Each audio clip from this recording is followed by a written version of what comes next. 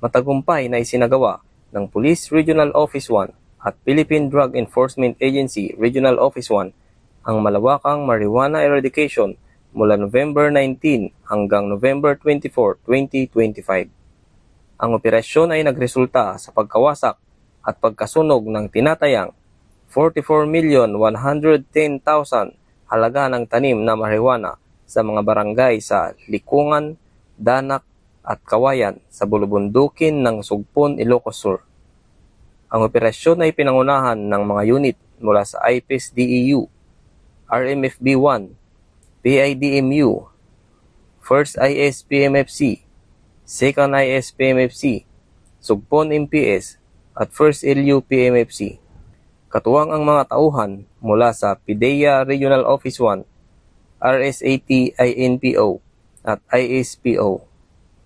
Sa loob ng 6 na araw, winasak at sinunog ang kabuang 46 na plantasyon na may lawak na humigit kumulang 40,716 metro kwadrado, kung saan tumubo ang 219,800 fully grown marijuana plants at 3,750 seedlings.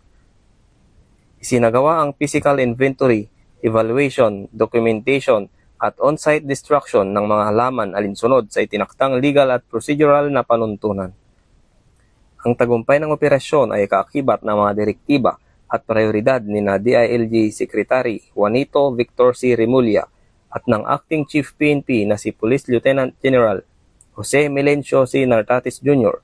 na nakatuon sa mas pinaigting na intelligence-driven at malawakang kampanya laban sa pagtatanim at pagpapalago ng ilegal na droga, lalo na sa mga liblib na lugar. Ayon kay Police Brigadier General Dendo R. Reyes, Regional Director ng PRO1, ang mataas na antas ng koordinasyon sa pagitan ng mga unit ang naging susi sa tagumpay ng operasyon. Ipinakita ng operasyong ito na kapag sama-samang kumilos ang ating mga unit, mas epektibo nating napipigilan ang pagtatanim ng marijuana. Mahalaga ang ganitong malawakang operasyon upang maprotektahan ang ating mga kabataan, pamilya at pamayanan mula sa pinsalang dulot ng ilegal na droga. Ani Police Brigadier General Reyes. Hinimik din ng Regional Director ang publiko na patuloy na makipagtulungan sa mga otoridad sa pamamagitan ng agarang pag-uulat ng kahinahinalang aktibidad. Ang bawat impormasyong nagmumula sa komunidad ay malaking tulong upang mapabilis at mapalakas ang kampanya laban sa ilegal na droga na naglalayong tiyakin ang kaligtasan at kapayapaan sa mga pamayanan. Mula dito sa Ilocos Region, ako ang inyong PNN Correspondent, Police Corporal Mark Anthony Pico. Alagad ng batas, taga-taguyod ng Balitang Pulis.